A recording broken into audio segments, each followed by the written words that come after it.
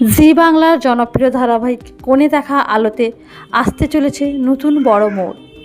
বনলতার নতুন ষড়যন্ত্রে এবার চরম বিপাকে পড়েছে লাজু। অনুভবকে খুনের চেষ্টা করেছে লাজু, এই মিথ্যে অভিযোগ ছড়িয়ে দিয়ে চারিদিকে তোলপাড় করে ফেলে বনলতা। এর জেরে সকলের সামনে অপমানের মুখে পড়তে হয় লাজুকে। আর সবচেয়ে বড় ধাক্কা আসে অনুভবের অবিশ্বাস থেকে। পরিস্থিতি আরও জটিল হয়ে ওঠে যখন কলেজ পৌঁছেই সাংবাদিকদের কঠিন প্রশ্নের মুখোমুখি হয় লাজু।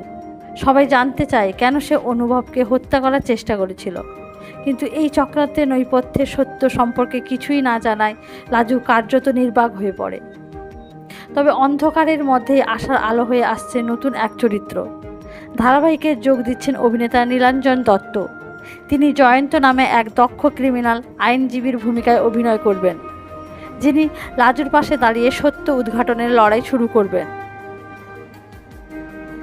এখন দর্শকদের মনে একটাই প্রশ্ন, বনলতার ষড়যন্ত্রের আসল সত্য কি জানতে পারবে অনুভব, নাকি ভুল বোঝাবুঝির জেরে আরও দূরে সরে যাবে লাজু ও অনুভবের সম্পর্ক?